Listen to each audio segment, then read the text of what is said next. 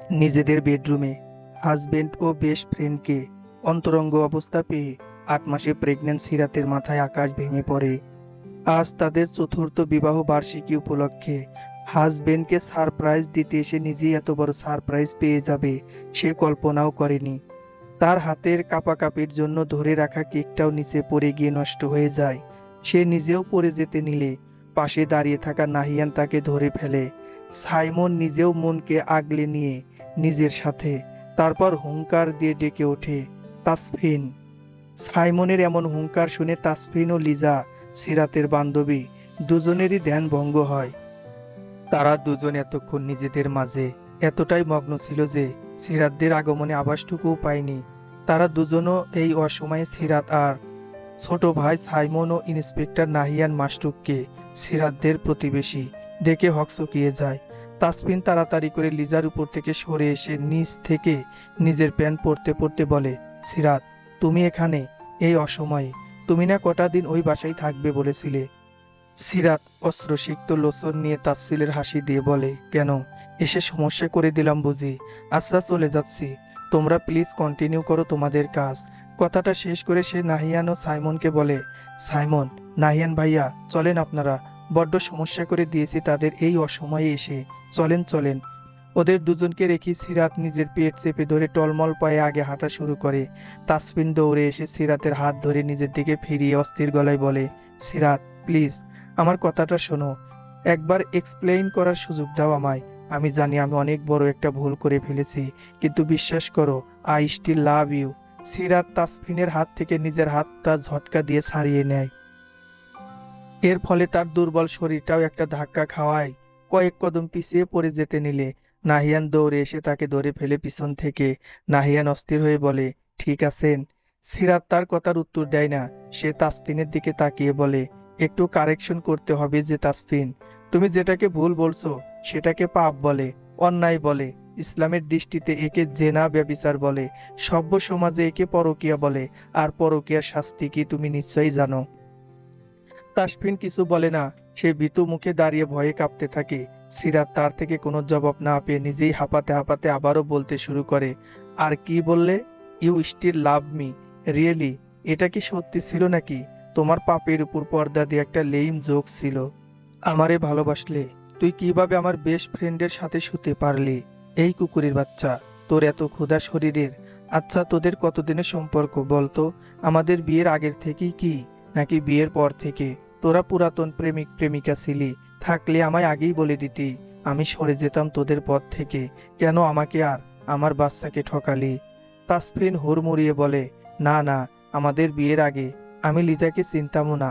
আমাদের এই সম্পর্ক মাত্র 3 মাসের। বিশ্বাস করো, আর একবার বিশ্বাস করো, আমি তোমাকে ঠকাতে চাইনি, কিন্তু কিভাবে কিভাবে শয়তানের প্ররোচনায় পড়ে। 3 মাস না? ওহো, 3 মাস ধরে তো তুই আমার শরীর পাচ্ছিস না। ডাক্তার নিষেধ করেছিল আমার সাথে শুতে তোকে। মাত্র 3টা মাস আমার শরীর না পেয়ে আরেক মেয়ের সাথে শুয়ে পড়লি। এই আমার শরীর কেন পাস নাই তুই? বল, কেন পাস নাই? তোর বাচ্চা জন্ম দিতে গিয়েই তো আমি এত অসুস্থ হয়ে গিয়েছি। তাও শুরুর দিকে তোরে দেই নাই আমার শরীর? এই চুপ করে আসিস কেন, বল, দেই নাই তোরে আমার শরীর? সিরাত আস্তে আস্তে আউট অফ কন্ট্রোল হয়ে পড়ছে। মুখে যা আসছে তাই চিৎকার চেঁচামেচি করে বের হয়ে আসছে। এত রাতে তার চিৎকার শুনে আশেপাশের ফ্ল্যাটের মানুষেরাও চলে আসে। চিৎকার চেঁচামেচির এক পর্যায়ে সিরাতের শ্বাসকষ্ট উঠে যায়। মুখ দিয়ে কোনো কথাই আর বের করতে পারে না। বড় বড় শ্বাস নিতে নিতে সে ঢলে পড়তে নিলে নাহিয়ান পূর্বের ন্যায় তাকে আবারও আগলে নেয়। সিরাতকে পাজা কোলে করে সোফায় শুয়ে দেয়। দরজা লক না থাকায় পাশের ফ্ল্যাটের মানুষরা তাদের বাসায় ঢুকে পড়েছিল। এত চিৎকারের শব্দে পাশের ফ্ল্যাটের একজন প্রতিবেশী নারী এসে তার হাত পা ডলে দিতে থাকে, তাকে শান্ত হতে বলে। কিন্তু সিরাত কিছুতেই শান্ত হতে পারছে না। সে হাউমাউ করে কাঁদছে, নিজের পেট চেপে ধরে। তাসফিন দৌড়ে গিয়ে তাদের বেডরুম থেকে সিরাতের ইনহেলার এনে দিলে সাইমন তাড়াতাড়ি করে তা বোনের মুখে ধরে। এতে করে সিরাতের শ্বাসকষ্ট কিছুটা কম হয়, কিন্তু তার আহাজারি একটুও কমে না, বরং সময়ের সাথে সাথে তা আরও বাড়তে থাকে। বাড়বেই না বা কেন? জীবনে প্রথম ভালো তো এই বেঈমান কি বেশি ছিল? তার জীবনের প্রথম পুরুষ হওয়ার অধিকার, তাকে প্রথম স্পর্শ করার অধিকার তো এই বেশি চাহিদাওয়ালা পুরুষটাকেই দিয়েছিল। সেই পুরুষটা কি করলো? তাকে কি নির্মম নিষ্ঠুর ও জঘন্য ভাবেই না ঠকালো, তাও কার সাথে মিলে? তার বোনের মতো বেস্ট ফ্রেন্ডের সাথে। কাকে বিশ্বাস করবেন আজকের এই দুনিয়ায়? নিজের স্বামীকে। সে তো আপনার শরীর একদিন না পেলে দ্বিতীয় দিন অন্য নারীর শরীর শুকবার জন্য পাগল হয়ে যাবে। হ্যাঁ, হাতের 5টা আঙ্গুল যেমন সমান না, তেমনি পৃথিবীর সব পুরুষই এক না। কিন্তু আজকাল পত্রিকা, ফেসবুক এসবে ঢুকলে এখানকার 5টা নিউজের মধ্যে 3টা নিউজই হবে পরকীয়া সংক্রান্ত।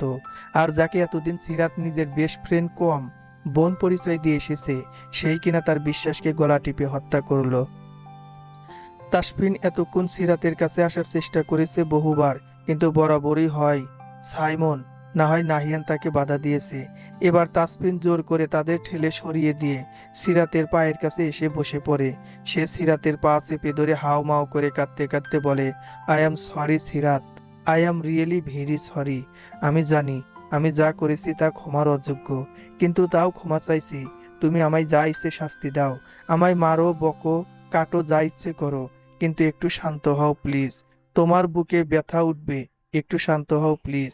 সিরাত তার পাটা তাসফিনের থেকে ছাড়িয়ে নিয়ে শোয়া থেকে উঠে বসে তারপর বলে, বুকে ব্যথার কারণ দিয়ে এখন বলছি শান্ত হতে? উঠুক বুকে ব্যথা, মরণ হোক এই ব্যথায় আমার, কিন্তু তোর সংস্পর্শে আসার ভুল যেন আমি দ্বিতীয়বার না করি। সাইমন বোনের পাশে বসে বলে, আপু চল, বাসায় চল। এর সাথে যা কথা বলার একেবারে করতে হবে। এই জোচ্চুর দুটোকে আমি সাইমন জেলের ঘানি না টানিয়ে দম নেব না। সাইমন সিরাতকে ধরে দাঁড় করাতে সিরাতের 2 পা বেয়ে দরদরিয়ে রক্ত পড়তে থাকে। পেটেও মোচড় দিয়ে ব্যথা করে ওঠায় সিরাত, আহ মা গো বলে পেট চেপে ধরে বসে পড়ে পুনরায় সোফায়। সবাই তার এহেন আর্তনাদে হকচকিয়ে যায়। তাসফিন যেহেতু তার পাশেই দাঁড়ানো ছিল, সেই প্রথমে দেখতে পায় সিরাতের রক্তক্ষরণের বিষয়টা। সে নিজেও বেশ ঘাবড়ে গিয়েছে। পাশের বাসার প্রতিবেশী মহিলাটি বলে, হায় আল্লাহ, রক্তপাত হওয়া তো ভালো লক্ষণ না এই সময়ে। তাড়াতাড়ি ওকে হসপিটালে নিয়ে যান, না হলে মিসক্যারেজ সহ বাচ্চা ও মা দুজনেরই জানের ঝুঁকি হবে। মহিলাটির কথা শুনে তাসফিন সিরাতকে কোলে তুলতে নিলে সিরাত ব্যথায় কাতরাতে কাতরাতে বলে, আপনার অপবিত্র শরীর নিয়ে আমায় স্পর্শ করবেন না। আমিও অপবিত্র কারো স্পর্শ নিয়ে মরতে চাই না। সিরাতের কথা শুনে তাসফিনের পা জোড়া সেখানেই থমকে যায়। সাইমন আর প্রতিবেশী নারীটি আবারও সিরাতকে ধরে দাঁড় করায়, কিন্তু সিরাতের শরীর ছেড়ে দিয়েছে ততক্ষণে। হাত পা সহ তার পুরো শরীর থরথর করে কাঁপছে। এক পর্যায়ে সে অজ্ঞান হয়ে গেলে নাহিয়ান আর কারো তোয়াক্কা না করেই নিজেই তাকে কোলে তুলে নেয়।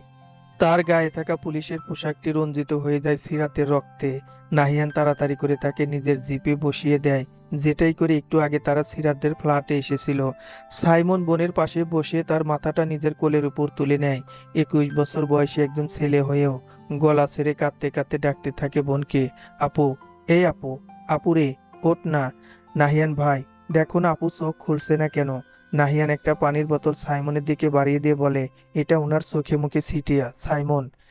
কথাটা শেষ করে সে বোতলটা সাইমনের হাতে দিয়ে গাড়ি স্টার্ট করে, আর অন্য হাত দিয়ে নিজের বাম চোখের কোণে জমা হওয়া পানিটুকু মুছে নেয়।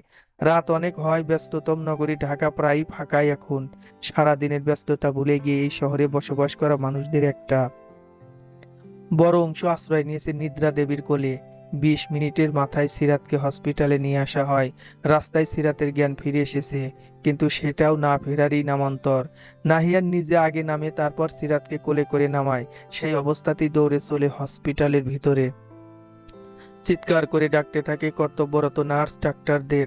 একজন নার্স তাদের দেখতে পেয়ে তাড়াতাড়ি করে একটা স্ট্রেচার এনে দিলে নাহিয়ান সেটাতে সিরাতকে শুয়ে দেয়। আরেকজন নার্স গিয়ে একজন ডাক্তারকে ডেকে নিয়ে আসে। সে সিরাতের কয় মাস চলছে জেনে তাকে তাড়াতাড়ি ওটিতে নিয়ে যেতে বলে। সিরাতকে ওটিতে নিতে গেলে সিরাত নার্সদের থামিয়ে দেয়। তারপর চোখটা কোনো মতে খুলে নাহিয়ানকে ডাক দেয়। নাহিয়ান দৌড়ে তার কাছে আসলে সিরাত নিজেই তার ডান হাতটা চেপে ধরে। তারপর খুবই ক্ষীণ গলায় বলে, যাওয়ার আগে আপনাকে একটা দায়িত্ব দিয়ে যাচ্ছি নাহিয়ান। আমার কিছু হয়ে গেলে আমার বাচ্চাটাকে দেখেন প্লিজ। আমার মন বলছে আমি আর ফিরবো না। আমার এই একটা কথা রাখিয়েন প্লিজ। হ্যাঁ, আর শুনুন, একটা লাল টুকটুকে পরী দেখে বিয়ে করে নিজের জীবনটাকে সুন্দর করে সাজিয়েন, যেমনটা সাজিয়েছিলেন ডায়েরির ভাঁজে। ডায়েরির কথা শুনে নাহিয়ানের চোখ জোড়া বড় বড় হয়ে যায়। তাকে এমন করতে দেখে সিরাত এত কষ্টের মাঝে হেসে দেয়। তারপর বলে, দুঃখিত, আপনার পারমিশন না নিয়েই আপনার ব্যক্তিগত ডায়েরি পড়ে নিয়েছি। আজ বিকেলে যখন আন্টি আমায় আপনাদের বাসায় গিয়েছিল, তখন ফুলি, নাহিয়ানদের বাসার কাজের মেয়ে, আপনার রুম থেকে কিছু অপ্রয়োজনীয় কাগজপত্র এনে ড্রয়িং রুমে রাখছিল। সেখানেই আপনার ডায়েরিখানা আমি পাই। কৌতূহলবশত ডায়েরিটা নিজের সাথে নিয়ে এসে পড়ি। ভাগ্যিস পড়েছিলাম, না হলে এত সুন্দর আর পবিত্র অনুভূতির কথা না জেনেই চলে যেতাম, হয়তো চলে যেতাম। কথাটা শুনে নাহিয়ান আর নিজেকে আটকে রাখতে পারে না। সে হাঁটু গেড়ে সিরাতের সামনে বসে পড়ে। তারপর সিরাতের ধরে রাখা হাতটা নিজের দুই হাত দিয়ে শক্ত করে ধরে কাঁদতে কাঁদতে বলে, কই যাবে তুমি? কোথাও যাবে না। একবার হারিয়েছি তোমায়, তখন অন্তত তোমায় বছরে একবার চোখে দেখতে পেতাম। আমার মন এটা জেনে স্বস্তি পেত, তুমি যেখানেই আছো, যার সাথে আছো, ভালো আছো, সুখে আছো। কিন্তু আবার হারাতে পারবো না। তুমি কোথাও যাবে না।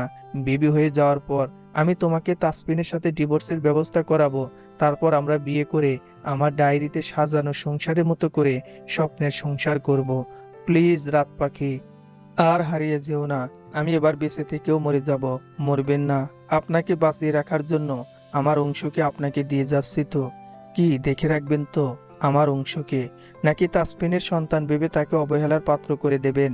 না না, তোমার অংশ আমার কাছে আমার সন্তান হয়ে বড় হবে। কিন্তু ওকে বড় করার জন্য, ওকে সুন্দর একটা জীবন দেওয়ার জন্য আমার তোমাকেও প্রয়োজন। প্লিজ ফিরে এসো আমার কাছে।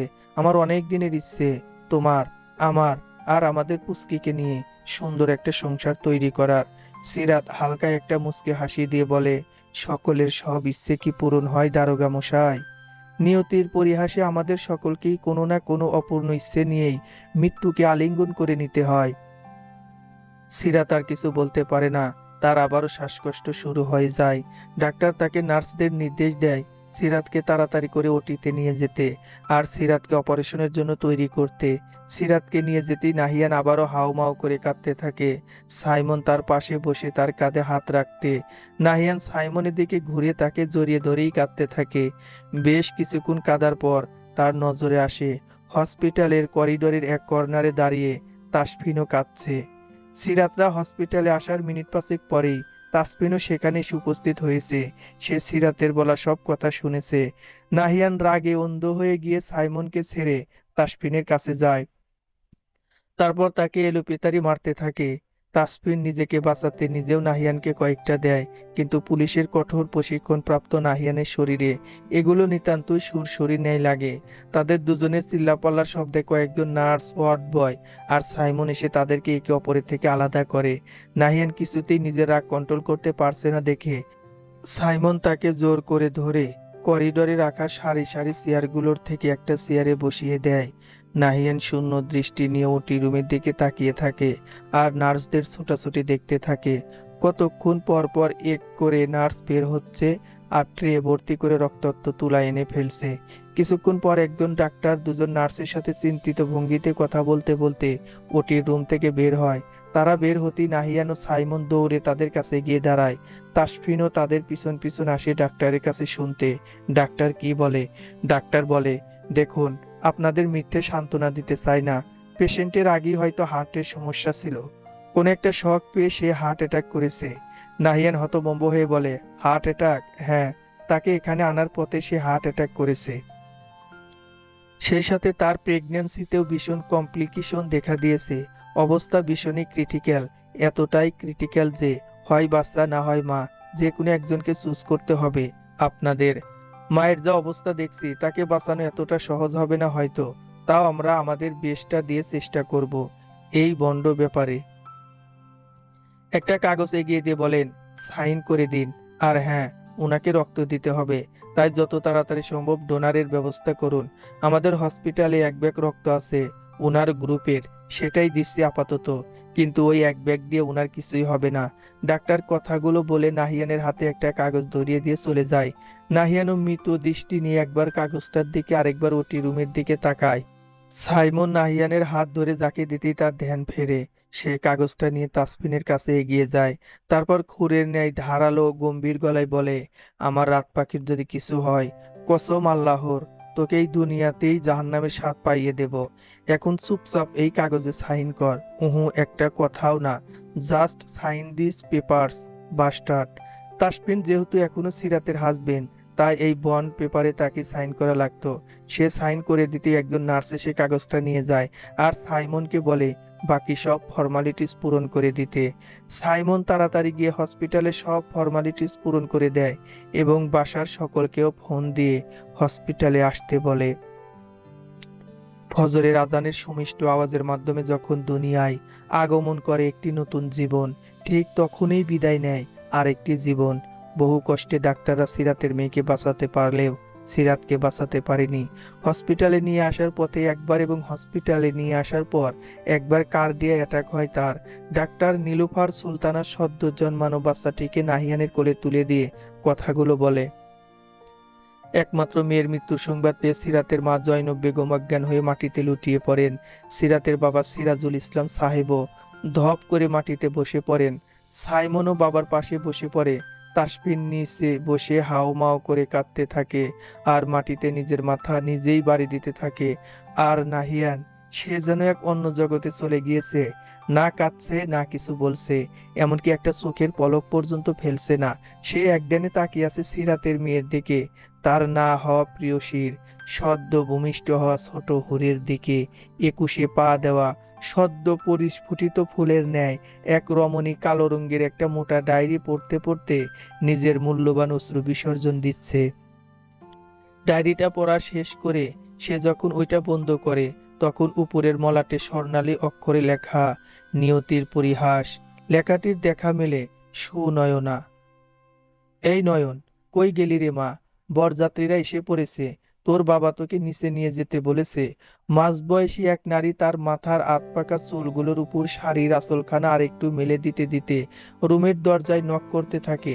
সুনয়না তাড়াতাড়ি করে চোখ মুছে নিয়ে ডায়েরিটা আগের জায়গায় রেখে দেয়। বাবার রুমে এসেছিল মায়ের থেকে বিদায় নিতে ঘন্টাখানিক আগেই। সেই তার নজরেই কালো ডায়েরিতে আটকে যায় আর সে জেনে যায় 21 বছরের অজানা কিছু সত্য। হ্যাঁ, সুনয়না সিরাতের মেয়ে, আজ তার বিয়ে। এতদিন নাহিয়ানি তাকে পিতার পরিচয় বড় করে তুলেছে। বাবা, দাদা, দাদি, নানা, নানি, মামা, মামি আর মামাতো ভাই বোন, এদের নিয়েই তার জীবন। কিছুদিন আগে সুনয়নার জন্য এক যোগ্য ছেলে পাওয়ায় আজ সেই ছেলের সাথে তার বিয়ে হতে চলেছে। সুনয়না এতদিন জানতই না যে সে নাহিয়ান মাসটুকের কেউ হয় না। নাহিয়ান তাকে এত ভালোবাসা দিয়ে বড় করেছে যে কখনো মায়ের অভাব বুঝতেই দেয়নি। ওহ, আরেকটা কথা, নাহিয়ান আজও বিয়ে করেনি, কিন্তু সকলে তাকে হাজার বলে কেউ বিয়ে করাতে পারেনি। সিরাতের শেষ ইচ্ছের দোহাই দিয়েও তাকে বিয়ে করানো যায়নি। সে উল্টো সবাইকে বুঝ দিয়ে বলেছে, আমি যতই বলি সিরাত আমার মনে থাকবে, কিন্তু সত্যি এটাই যে বিয়ের মতো একটা পবিত্র বন্ধনে আবদ্ধ হওয়ার পর আমি সেই নারীর প্রতি আসক্ত হতে বাধ্য। আমি এই দুনিয়ায় আমার রাত পাখিকে পাইনি, কিন্তু ওই দুনিয়ায় আমি তার দাবি ছাড়ব না। দুনিয়ায় যে আমার স্ত্রী হবে, সে যদি ওই দুনিয়ায় আমার দাবি করে, তখন তো আমার রাত পাখি আবারও একা হয়ে যাবে। আমি তাকে আবারও একা নিঃসঙ্গ অবস্থায় দেখতে পারবো না। তাই আমি এই দুনিয়ায় কোনো নারীকে আমার সঙ্গিনী হওয়ার অধিকার দেব না। আমার প্রথম এবং শেষ সঙ্গিনী হবে আমার রাত পাখি। তার এই কথার পরিপ্রেক্ষিতে আর কেউ কোনো কথা বলতে পারে না, কারণ সকলেই জানে নাহিয়ান কেমন জেদি। সিরাতের মেয়েকে বুকে আগলে নিয়ে আজ 21টি বছর সে পার করে দিল। যাকে অবলম্বন করে বেঁচেছিল, সেও আজ সমাজের নিয়মে চলে যাবে অন্যের বাড়িতে। নাহিয়ান হয়ে যাবে নিঃসঙ্গ, একা, একদম কবরে ঘুমিয়ে থাকা সিরাতের মতোই। সুনয়না টিস্যু দিয়ে চেপে চেপে চোখের পানি মুছে নেয়। তারপর তার মামি অর্থাৎ মোহনার সাথে চলে আসে নিচে। সে সিঁড়িতে এসে দেখা মেলে নাহিয়ানের সাথে। সে নাহিয়ানের দিকে তাকিয়ে তাকে ডেকে ওঠে, বাবা। নাহিয়ান মেয়ের ডাক শুনে গেস্টদের সাথে কথা বলা বাদ দিয়ে তার দিকে এগিয়ে আসলো। নাহিয়ান এগিয়ে আসতে সুনয়না হুমড়ি খেয়ে বাবার বুকে পড়ে কাঁদতে থাকে। নাহিয়ান মেয়ের কান্না দেখে বিচলিত হয়ে জিজ্ঞেস করে, কি হয়েছে মা, কাঁদছো কেন? কোথাও খারাপ লাগছে কি? বলো বাবার জান, কি হয়েছে? সুনয়না কাঁদতে কাঁদতে বলে, আমি বিয়ে করব না বাবা। আমি বিয়ে করে চলে গেলে তুমি আবারও একা হয়ে যাবে। আমি করব না বিয়ে। আমি সারা জীবন তোমার কাছে থাকবো। নাহিয়ান মেয়ের কথা শুনে চিন্তামুক্ত হয়। সে হেসে দিয়ে বলে, বিয়ে তো করতে হবেই আম্মা জান, এটা তো নিয়ম। মেয়ে বড় হলে এক বাবার ঘর খালি করে আরেক বাবার ঘরে যায়, তার ঘরে আলো করতে। আর আমি একা কই? তোমার দাদাভাই, দাদিমণি, মামু, মামিমা সবাই তো আছে আমার কাছে। আমি একদম একা থাকবো না মা। নাহিয়ানের অনেক বোঝানোই সুনয়না বিয়ের পিঁড়িতে বসে। ৩ কবুল বলার মাধ্যমে সুনয়না এক পুরুষের অর্ধাঙ্গিনী হয়ে যায় তার জীবনের একাংশ। খাওয়া দাওয়া শেষ করে বিদায়ের পালা আসলে সুনয়না আবারও কাঁদতে থাকে। দাদা দাদি, নানা নানি, মামা মামিমা সবাইকে ধরে ধরে বলছে, আমার বাবার খেয়াল রেখো তোমরা। আমার বাবাকে সময় মতো ওষুধ খাওয়ার কথা মনে করিয়ে দিও। আমার বাবাকে কেউ একা রাখবে না। আরো কত কথা মেয়ের। কাঁদতে কাঁদতে প্রেশার লো করে ফেলে শেষে নাহিয়ান মেয়ের হাত তার জামাতা তৌসিফের হাতে তুলে দিয়ে বলে, আমার জীবনের সবচাইতে বড় সম্পদকে তোমার হাতে তুলে দিলাম। কষ্ট দিও না বাবা। যদিও কোনোদিন কষ্ট বা বিরক্তির কারণ হয় তোমার, বেশি কিছু না, আমায় জাস্ট একটা কল করো। আমি আমার সম্পদকে ফিরিয়ে আনবো আমার কাছে।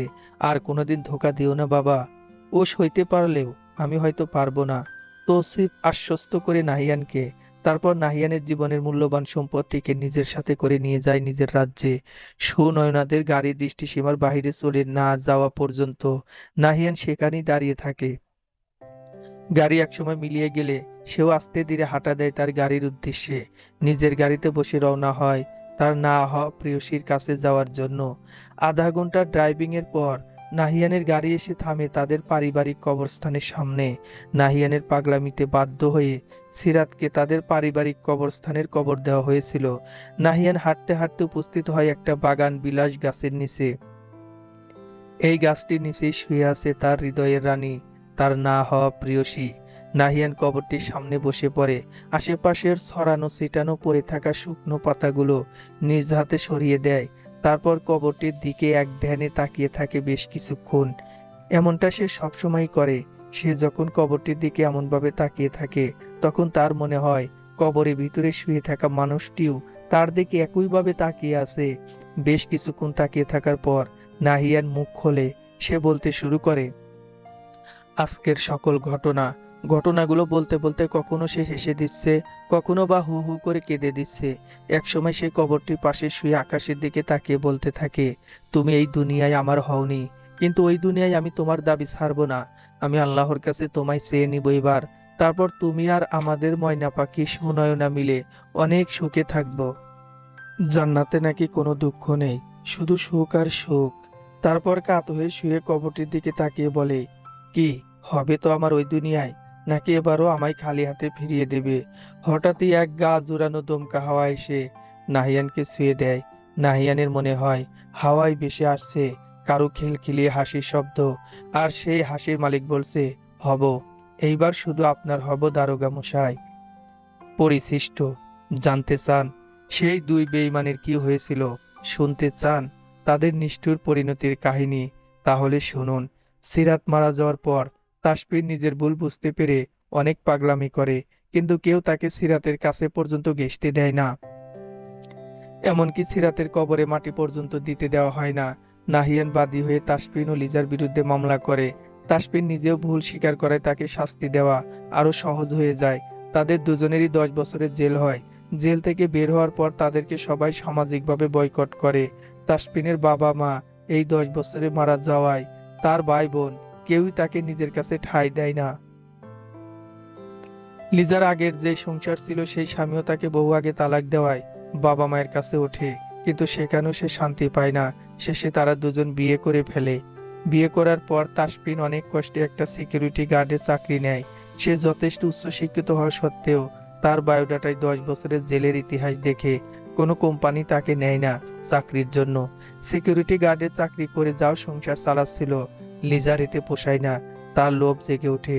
সে সামাজিক যোগাযোগের মাধ্যমে একটা লোকের সাথে পরিচিত হয়। তারপর পরিচয় থেকে প্রণয়। এক সময় তাসফিনকে ছেড়ে দেওয়ার কত পায়তারা করতে থাকে, কিন্তু তাসফিন তাকে ছাড়ে না। উপায় না পেয়ে একদিন লিজা তার নতুন বয়ফ্রেন্ডকে নিয়ে তাসফিনের মাথায় বাজেভাবে আহত করে পালিয়ে যায়। তাসফিনের মাথার আঘাত এতটা গভীর ছিল যে তাসফিন মানসিক ভারসাম্য হারিয়ে ফেলে আর রাস্তায় পাগল হয়ে ঘুরতে থাকে। অন্যদিকে লিজার নতুন বয়ফ্রেন্ড ছিল পতিতালয়ের মেয়ে পাচারকারীর একজন সদস্য। সে তাকে পতিতালয়ে নিয়ে গিয়ে বেচে দেয়। লিজা তারপর থেকে সেও মানবেতর জীবনযাপন করতে থাকে।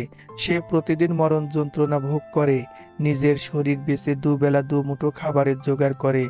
সে যেই পতিতালয়ে থাকে সেখানকার সর্দারনি অনেক খারাপ। শরীর খারাপ থাকলেও তাকে মুক্তি দেয় না, বরং অন্য সব পতিতার চেয়ে লিজার একর একটু বেশি নির্যাতন করে।